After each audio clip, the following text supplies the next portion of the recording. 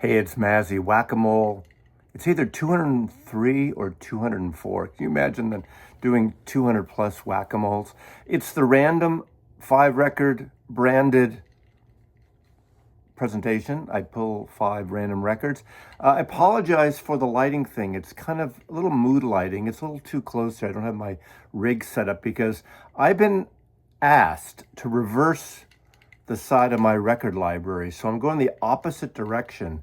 So I have the sort of rock, blues, country, all A through Z, going kind of around here. And that's my Beatles and jazz wall for the most part. So we're going in a little different angle. I have my Amaro and soda here. Sounds so bougie, isn't it? A little cocktail. It's pouring rain in Seattle tonight. Pouring. It doesn't rain as much as you think. It rains a lot, but that's why we're the Emerald City and it's so green. It's really beautiful, but we got a big storm at the moment. So I thought it'd be cool to come down and pull some random records, which I plan after I present these to you.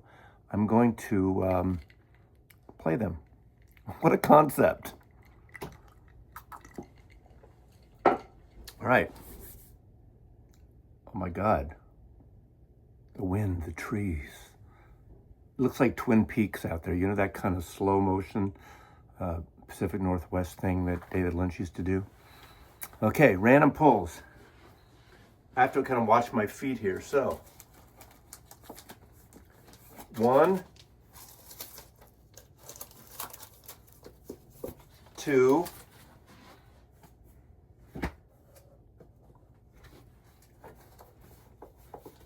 3, 4, and 5. Okay. Oh. If you've been watching the channel recently, the last year and a half, I've been really into the Bluesville series. This is not the Bluesville series, but this is one of the great bluesmen of all time. And this is Leadbelly. Now this is a Columbia comp, kind of a collection, I guess. Includes legendary performances never before released. This is a 1970 something issue. This is I don't know. This version came out in the 70s, but these are recordings that go back from the 30s and then from Folkways into the 60s, renewed again, copyright-wise. And of course, you have songs on here like Roberta Part 1, Roberta Part 2, Pack and Trunk Blues, CC Rider, and on, Matchbox Blues, Blind Lemon. This is an incredible record. Obviously, one of the pivotal artists, Leadbelly, telling stories. I have a couple of box set or 2-volume sets.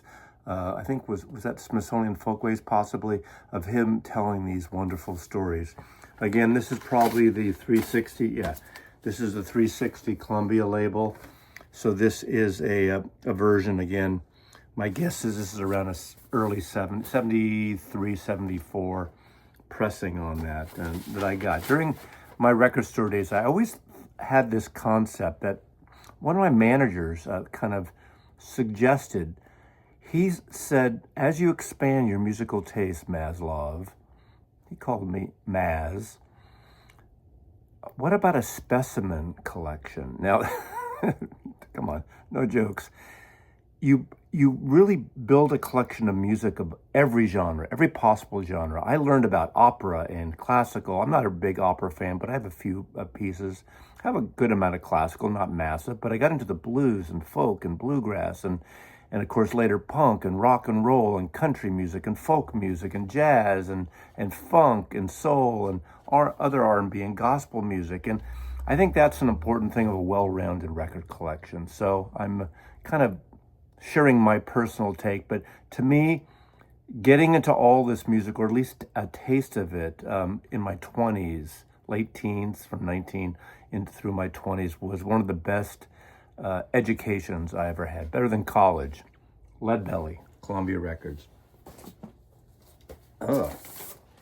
Now this is Nick Cave.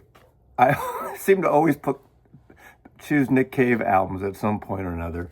And this is Push the Sky Away. This is Nick's wife, the fashion designer. I'm blanking on her name right now. This nude portrait of her, but this is a pretty wonderful, beautiful photograph. This is that period that leads into Ghosteen, that he's getting very more spiritual and more surreal. And this is a double album, isn't it? No, it's not. It's not a double album, is it? No, it isn't. It's a thick covered album.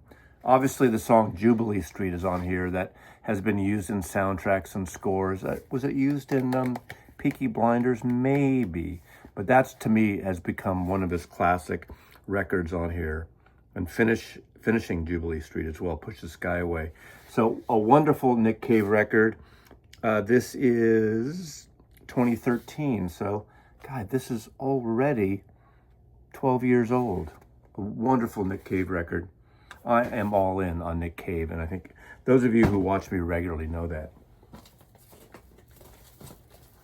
We got a sealed record here. It's because I have a CD of this and another version of this. This is a 12-inch single. This is Ferry Cross the Mersey. This is from the Beatle wall. So I have comps and I have collectible, anything Beatle family, Beatle related. This is Liverpool Football Club, Forest, Hillsborough. Those of you in northern England will know the details on this. But this is, side one is Ferry Cross the Mersey, which is the Christians, Holly Johnson. Holly Johnson from, is that from Frankie Goes to Hollywood? Or am I wrong about that? Paul McCartney, Jerry Marsden, and Stock Aitken Waterman. Now, that's side one. And of course, Ferry Cross the Mersey is a song like Jerry and the Pacemakers. And Jerry Marsden wrote it, that a beautiful song, and really hits about the mercy sounds there. This is a German pressing, because there's some copy in German. Side 2, Abide With Me, produced by Stocklin Waterman. And then what else? It talks about the musicians on side 2. I don't think I've ever listened to side 2, but this was a benefit piece. And I think there is a mini documentary, as I recall, that includes this on it. So again, I haven't opened this version of it.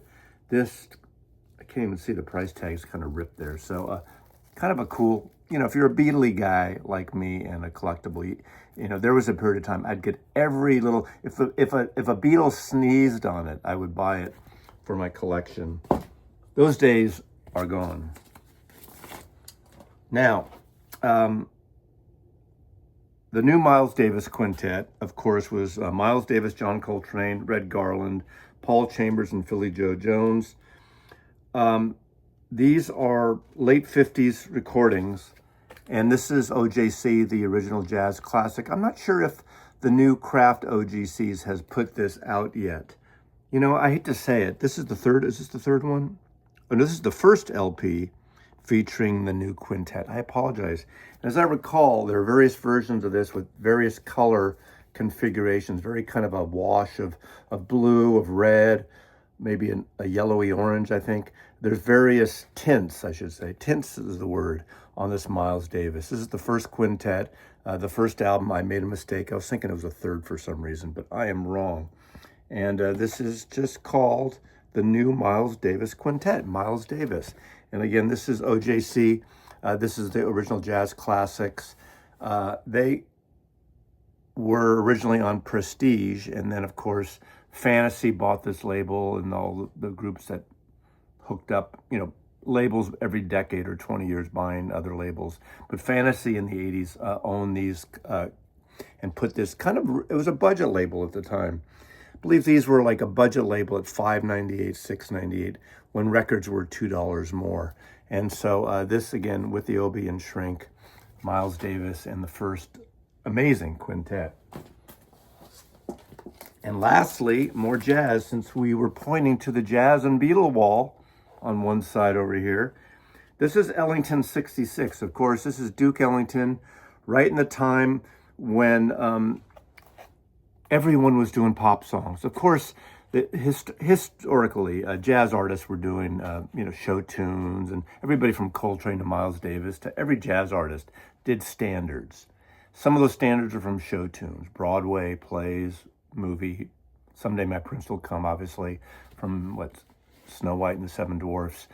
A common thing. This is the very great Duke Ellington Orchestra playing the very great hits. And this is on Reprise Records. This was obviously 1966. So what songs do you think the Ellington Big Band would do, his orchestra, in 1966?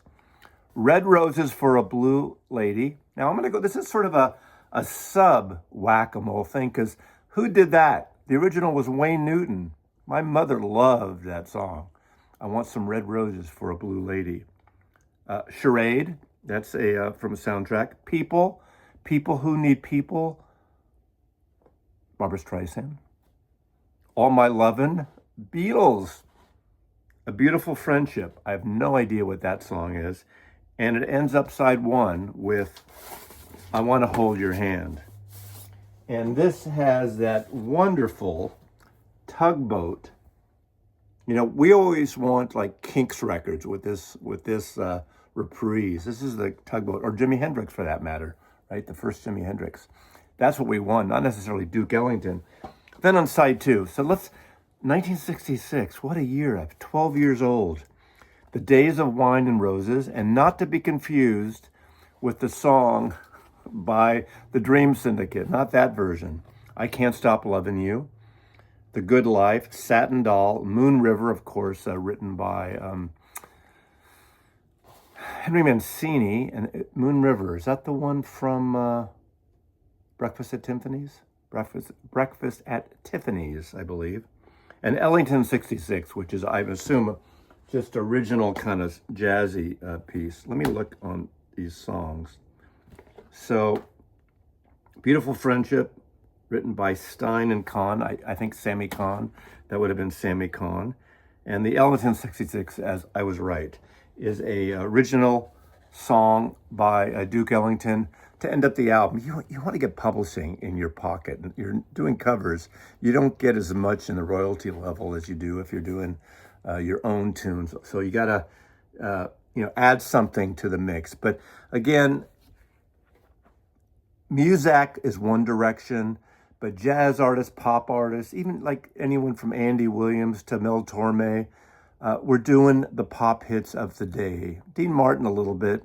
Frank Sinatra, not so much. Maybe he would do something, which he credited to Lennon and McCartney, unfortunately.